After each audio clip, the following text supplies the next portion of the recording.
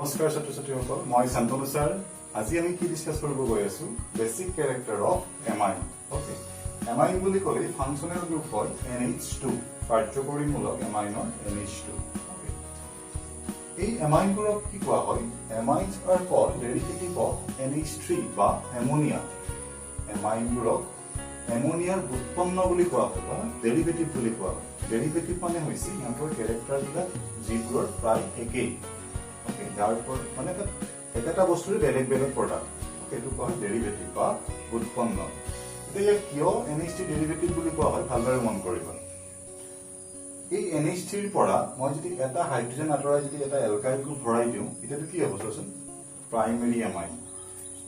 ঠিক একেদৰে এই NH3 পৰা এবাৰ যদি মই দুটা হাইড্ৰোজেন আঁতৰাই যদি মই দুটা এলকাইল গ্ৰুপ ভৰাই দিওঁ, তেতিয়াটো কি হ'ব তোমাৰ?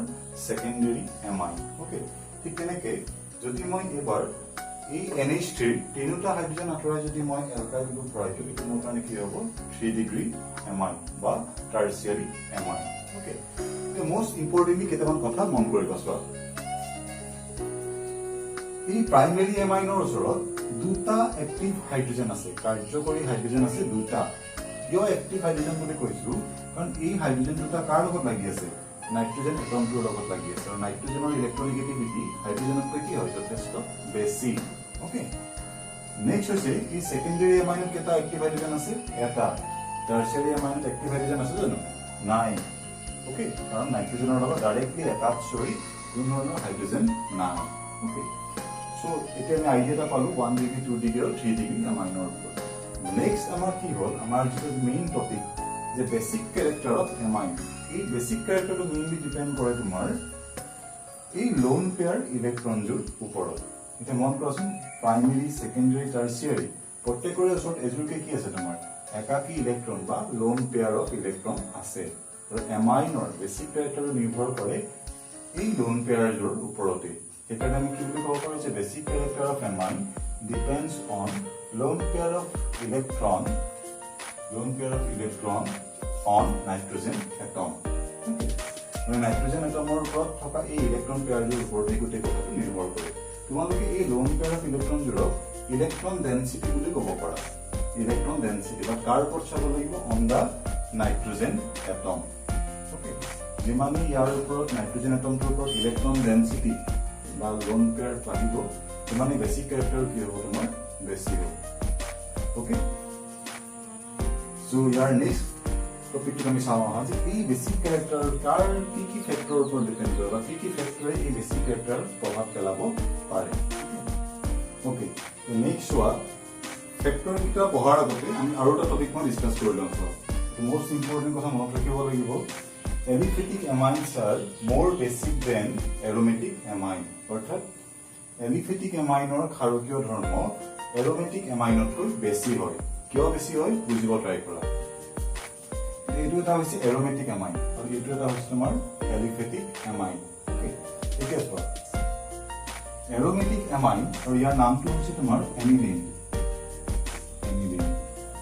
ওকে, ইয়াত কি হৈছে চোৱা, ইয়াতে এই যিবোৰ নাইট্ৰোজেনৰ ওপৰত যি লোন পেয়াৰ আছে, সেই লোন পেয়াৰ ইলেক্ট্ৰনযোৰ ৰেজনেন্সৰ কাৰণে কি হ'ব পাৰে? ইয়াতে ৰেজনেন্স যদি হৈ যায়, ৰেজনেন্স হৈ গ'লে নাইট্ৰোজেনৰ ইলেক্ট্ৰন পেয়াৰযোৰ কি হ'ব?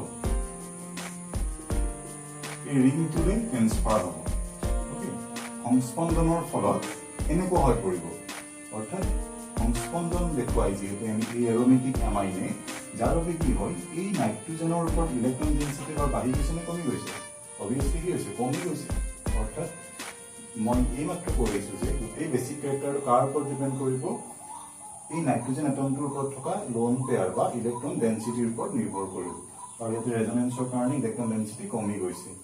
ইয়াত চোৱাচোন, ইয়াত এইটো কি গ্ৰুপ লাগি আছে? Alkyl group. এলিফেটিক এমাইনৰ ক্ষেত্ৰত এলকাইল গ্ৰুপ লাগি আছে মানে ই হৈছে প্লাছ আই ইফেক্ট দেখাব।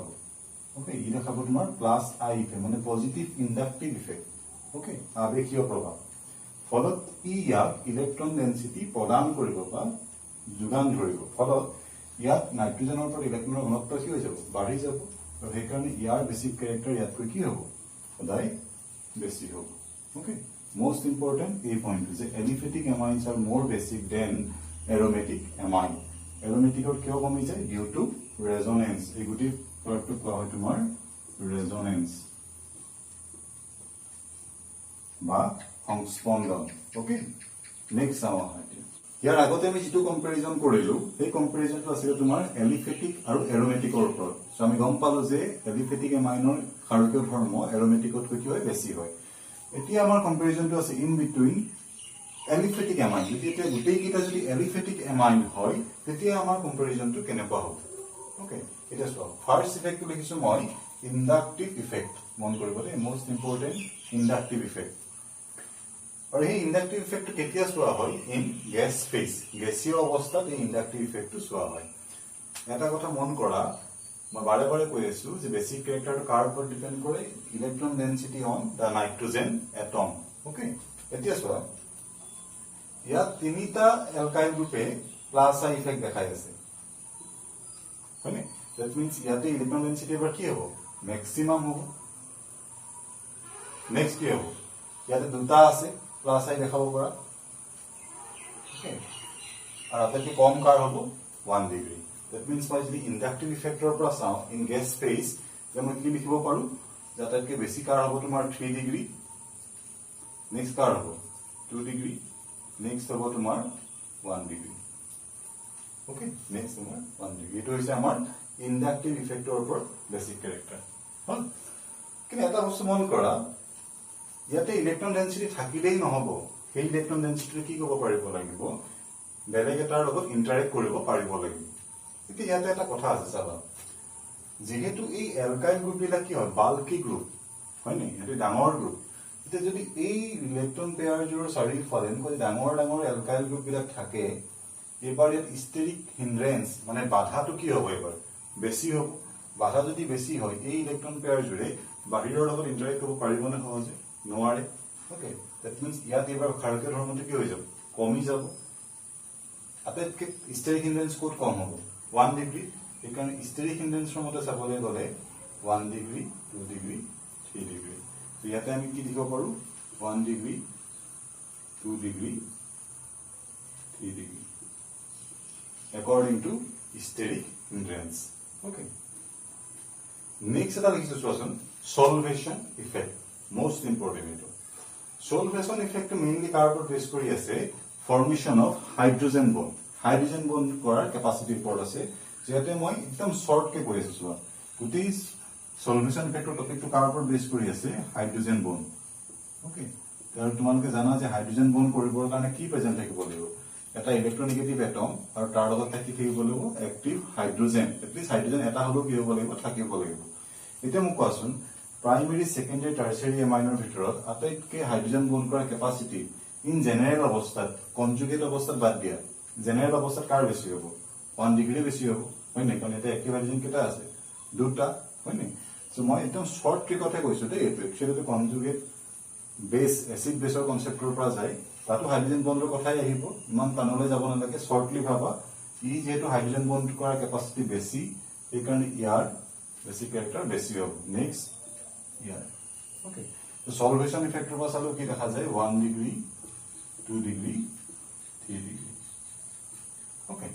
এতিয়া এই তিনটা ভালদৰে অবজাৰ্ভ কৰা ইয়াতে দেখিছে বাৰে বাৰে দেখিছে 2 ডিগ্ৰীটো কি হৈ আছে কনস্ট্যান্ট হয়নে সো এখানে ওভারঅল যদি মই চাও এই তিনটা যদি মই গুটি তিনটা যদি মিলাই দিও ওভারঅল যদি মই কৰো ওভাৰঅল কৰিলে কি হ'ব চোৱা 2 degree 1 degree 3 degree So our main focus hobo এইটোৰ ওপৰতে সো তোমাক যদি কোৱেশ্চন দেখো মেনশন না থাকে তুমি হলে কোনটো ফলো কৰিব লাগিব 2 ডিগ্ৰী 1 ডিগ্ৰী আৰু 3 ডিগ্ৰী যদি তোমাক কোৱেশ্চনটো মেনশন থাকে দেন গ্যাস ফেজ ইন্ডাকটিভ ইফেক্টৰ মতে যাব লাগিব নেক্সট হলে ষ্টেৰিক হিন্ড্ৰেন্সৰ কথা যদি আহে তাতে এটো যাব লাগিব এইটো আৰু যদি লিকুইড অৱস্থাৰ বুলি মেনশন থাকে তেতিয়া যাব লাগিব এইটো কিন্তু যদি একো মেনশন না থাকে তেতিয়া আমি হলে কোনটো যাম 2 ডিগ্ৰী 1 ডিগ্ৰী তাৰপিছত 3 ডিগ্ৰী সো আমি গোটেই কিটা কথা শৰ্টলি পঢ়িছো সো আমি এপ্লিকেশন কৰিলে আমাৰ গোটেই আইডিয়াটো ক্লিয়াৰ হ'ব তো আমি এপ্লিকেশন পাৰ্টত যাওঁ তাতে আমি কোৱেশ্চন সলভ কৰিম সো এতিয়া আমি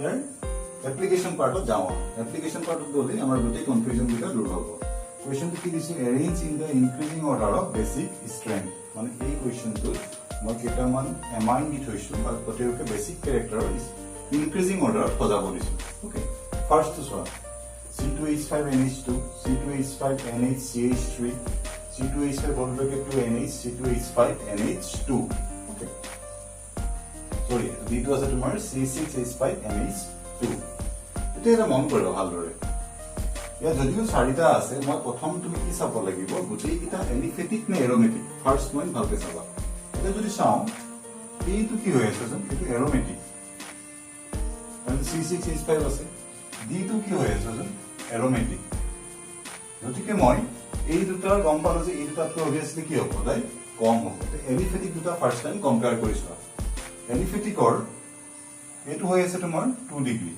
আৰু এইটো হৈ আছে তোমাৰ 1 ডিগ্ৰী ওকে দ্যাট মিন্স মই অলপ 2 ডিগ্ৰী আটাইতকৈ বেছি হয় সে আলটিমেটলি কাৰ বেছি হ'ব C তাৰপিছত কি হ'ব A কাৰণ এইটা এলিফেটিক আছিল নেক্সট এৰোমেটিক কিটা এবাৰ আমি 1 ডিগ্ৰী 2 ডিগ্ৰী চাম এইটো এৰোমেটিকৰ 2 ডিগ্ৰী আৰু এইটো এৰোমেটিকৰ 1 ডিগ্ৰী দ্যাট মিন্স এবাৰ মই কম্পাৰিজনটো কি হ'ব তোমাৰ B আৰু হেকতে হ'ব B ভালকে মন কৰা প্ৰথম কি চালো মই এই কিটাৰ ভিতৰত এই দুটা এৰোমেটিক গতিকে অবভিয়াসলি এই দুটাতকৈ কম হ'ব এই দুটাৰ কোনটো 2 ডিগ্ৰী কোনটো 1 ডিগ্ৰী চালো যেনেকৈ ফুল কোৱেশ্চনটো কৰিছো নেক্সট কোৱেশ্চনটো মন কৰা এই কোৱেশ্চনটো এটা বিশেষ কন্ডিশন মেনশন আছে দেখছনে গ্যাস ফেজ আৰু মই অকমান আগত কৈ থৈছো যে গ্যাস ফেজ হবে আমি কোনটো ইফেক্ট চাম only inductive effect inductive effect হ'ব চোৱা যদি এইটো আমাৰ 1 ডিগ্ৰী হৈ আছে এইটো কিমান এইটো 2 ডিগ্ৰী এইটো কিমান 3 ডিগ্ৰী আৰু এইটো ammonia okay that means inductive ইফেক্টৰ পৰা সাৰা আটাইতকৈ বেছি কাৰ হ'ব C কাৰণ তিনটা অ্যালকাইল গ্ৰুপ আছে নেক্সট কি হ'ব B নেক্সট কি হ'ব A কাৰণ এটা হলো আছে আটাইতকৈ লাষ্টত কি থাকিব D কাৰণ অ্যামোনিয়াত কোনো ধৰণৰ অ্যালকাইল গ্ৰুপ প্ৰেজেন্ট নাই ওকে তো তোমালোকে জাস্ট এই বেসিক যদি এই আইডিয়াটা থাকে তোমালোকে এমাইনৰ বেসিক ক্যাৰেক্টাৰৰ ওপৰত যথেষ্টখিনি কুৱেশ্যন সলভ কৰিব পাৰিবা ওকে আকৌ এবাৰ ৰিমাইণ্ড কৰি দিছো মই in between aliphatic and aromatic amine aliphatic এমাইনৰ বেছি হয় নেক্সট তোমালোকে এই কণ্ডিশ্যন তিনিটা ইন্ডাকটিভ ইফেক্ট ষ্টেৰিক ইনফ্লুৱেঞ্চ আৰু সলভেশ্যন ইফেক্ট গোটেই তিনিটা ইফেক্ট ভালদৰে জানিব লাগিব থেংক ইউ